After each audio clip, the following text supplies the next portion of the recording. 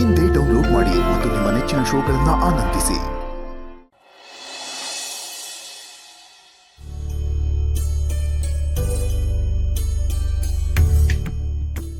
ಚಿಕ್ಕಿ,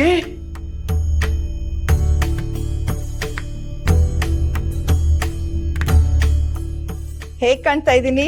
ಈ ಗೆಟಪ್ ಅಲ್ಲಿ ಥೇಟ್ ಹಳೆ ಕಾಲದ ಹೀರೋಯಿನ್ ತರ ಕಾಣ್ತಿದ್ಯಾ. ಸೌಂದರ್ಯ, ಸುಕ್ಕು, ಚಿರು, ದೀಪ, ಅರ್ಚನಾ ಎಲ್ಲರೂ ಬನ್ನಿ, ಬೇಗ ಬನ್ನಿ, ಬೇಗ ಬನ್ನಿ. ಚಿಕ್ಕಿ ನೋಡಿ.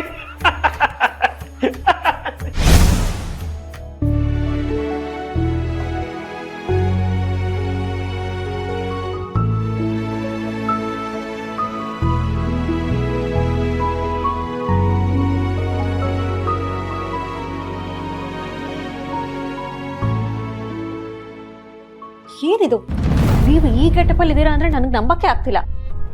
ಕಾಲಕ್ಕೆ ತಕ್ಕ ಹಾಗೆ ಮನುಷ್ಯ ಬದಲಾಗ್ತಾನೆ ಇರ್ಬೇಕು.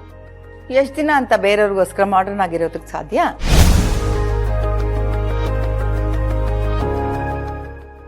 ನನ್ನಲ್ಲಿರೋ ಈ ಗುಣನ ನಾನು ಯಾವತ್ತೋ ಕಳ್ಕೊಂಬಿಟ್ಟೆ. ಬಾಹ್ಯ ಸೌಂದರ್ಯಕ್ಕಿಂತ ಆಂತರಿಕ ಸೌಂದರ್ಯನೇ ದೊಡ್ಡದು ಅಂತ ನಾನು ಇಲ್ಲಿಗೆ ಬಂದ ಮೇಲೆ ಗೊತ್ತಾಗಿತ್ತು.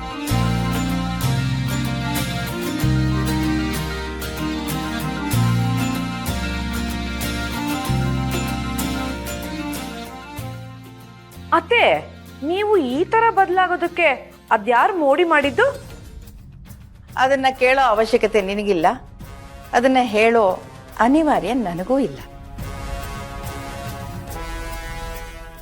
ಶಬ್ಬಾಷ್ ಚಿಕ್ಕಿ, ಶಾಲಲ್ಲಿ ಸುತ್ತಿ ಹೊಡೆಯೋದು ಅಂದ್ರೆ ಇದೇ ಇರ್ಬೇಕು. ಹೀಗೆ ಹೇಳ್ತೀನಿ ಅಂತ ಬೇಜಾರು ಮಾಡ್ಕೋಬೇಡ ಸೌಂದರ್ಯ. ಅಂದವಾಗಿರೋದಕ್ಕಿಂತ ಆನಂದವಾಗಿರ್ಬೇಕು, ಅದು ಮುಖ್ಯ. ಅದಕ್ಕೆ ಈ ಬದಲಾವಣೆ. ತಪ್ಪಾ? ಖಂಡಿತ ಇಲ್ಲ ಚಿಕ್ಕಿ, 100% ಕರೆಕ್ಟ್. ನಿನ್ನನ್ನು ಈ ಗೆಟಪ್ ಅಲ್ಲಿ ನೋಡಿದ್ರೆ ನನಗೆ ತುಂಬಾ ಖುಷಿ ಆಗ್ತಿದೆ. ನಂದೇ ಕಣ್ಬಿಡುತ್ತೇನೋ ನಿನ್ಗೆ.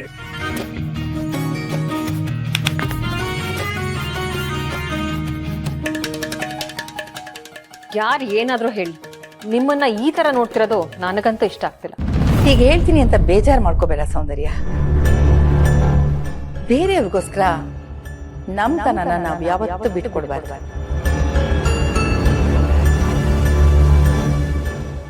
ಯಾಕಂದ್ರೆ ಆಮೇಲೆ ಅದು ನಮಗೆ ತುಂಬಾನೇ ಕಷ್ಟ ಆಗುತ್ತೆ. ಅಂದ ಚಂದಕ್ಕೆ ಬೆಲೆ ಕೊಡದೆ ಹೋದ್ರೂ ಗುಣಕ್ಕೆ, ವ್ಯಕ್ತಿತ್ವಕ್ಕೆ ಖಂಡಿತ ಬೆಲೆ ಕೊಡಬೇಕು.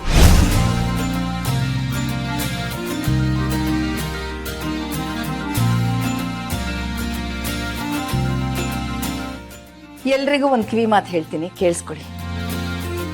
ಈ ಮನೆ ಯಾವಾಗಲೂ ನಂದಾದೀಪ ಥರ ಉರಿತಾ ಇರಬೇಕು. ಅದರಲ್ಲಿ ಪ್ರೀತಿ, ಖುಷಿ, ಒಗ್ಗಟ್ಟು ತುಂಬಿರಬೇಕು.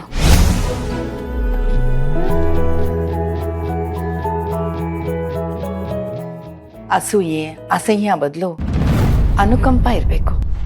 ಯಾರೆಷ್ಟೇ ಬೆಳ್ಳಗಿದ್ರು ಅವ್ರ ನೆರಳು ಕಪ್ಪಾಗೇ ಇರುತ್ತೆ. ಆ ಸತ್ಯನ ಒಪ್ಕೊಳ್ಳೇಬೇಕು.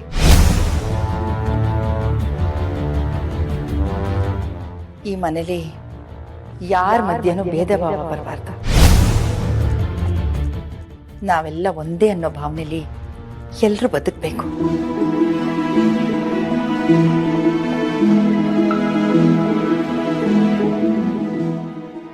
ಮತ್ತೆ ಯಾವಾಗ ಬರ್ತೀನೋ ಗೊತ್ತಿಲ್ಲ, ಆದ್ರೆ ನಾನು ಮತ್ತೆ ಬರೋಷ್ಟರಲ್ಲಿ ಆ ಬದಲಾವಣೆ ಖಂಡಿತ ಎಲ್ಲರಲ್ಲೂ ಆಗಿರ್ಬೇಕು. 4 ದಿನ ಇಲ್ಲಿದ್ದು, ನಿಮ್ಮೆಲ್ಲರ ಜೊತೆ ಕಾಲ ಕಳೆದಿದ್ದು ನನಗಂತೂ ತುಂಬಾನೇ ಸಂತೋಷ ಆಯ್ತು. ಎಲ್ಲರೂ ಚೆನ್ನಾಗಿರಿ. ನಾನು ಹೊರಡ್ತೀನಿ. ಅಲ್ಲ ಚಿಕ್ಕಮ್ಮ, ಇನ್ನೊಂದು ಸ್ವಲ್ಪ ದಿನ ಇದ್ದು ಆಮೇಲೆ ಹೋಗ್ಬೋದಿತ್ತಲ್ಲ? ಇಲ್ಲಪ್ಪ, ಮನೇಲಿ ಕೆಲಸಗಳು ತುಂಬಾನೇ ಹಾಗೆ ಉಳ್ಕೊಂಡ್ಬಿಟ್ಟಿದೆ. ಮೊಮ್ಮಗನಿಗೆ ಹೀಗಾಯ್ತಲ್ಲ ಅನ್ನೋ ವಿಷಯ ಕೇಳಿದ ತಕ್ಷಣ ಓಡೋಡಿ ಬಂದ್ಬಿಟ್ಟೆ. ಈಗ ಇಷ್ಟು ದಿನ ನಾನು ಇಲ್ಲಿದ್ದಿದ್ದು ಸಾಕು. ಈಗ ಅವನು ಆರಾಮಾಗೆ ಇದ್ದಾನಲ್ಲ. ಇನ್ನೊಂದ್ಸಲ ಖಂಡಿತ ಬರ್ತೀನಿ. ನಿಮ್ಗೆ ನನ್ನನ್ನು ನೋಡ್ಬೇಕು ಅನಿಸ್ದಾಗ ನೀವೆಲ್ಲರೂ ಅಲ್ಲಿಗೆ ಬಂದ್ಬಿಡಿ. ಬಂದೇ ಬರ್ತೀವಿ ಚಿಕ್ಕಿ.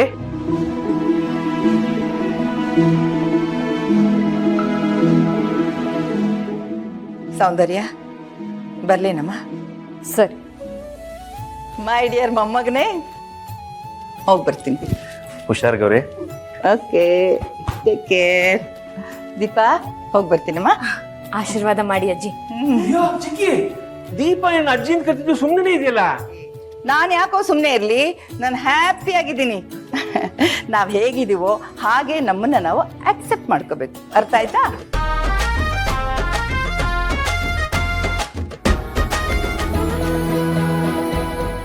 ಒಳ್ಳೇದಾಗ್ಲಿಪ್ಪ. ದೀರ್ಘ ಸುಮಂಗಲಿ ಭವ. ಬರ್ಲಾ? ಬಾಯ್ ಬಾಯ್ ಬಾಯ್ ಎಲ್ಲರಿಗೂ ಬಾಯ್. C you.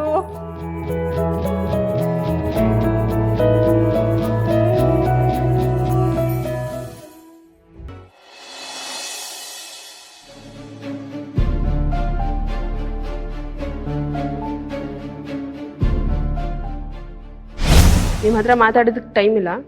ನನ್ನ ಫ್ರೆಂಡ್ನ ಬೇಗ ರಿಲೀಸ್ ಮಾಡಿ.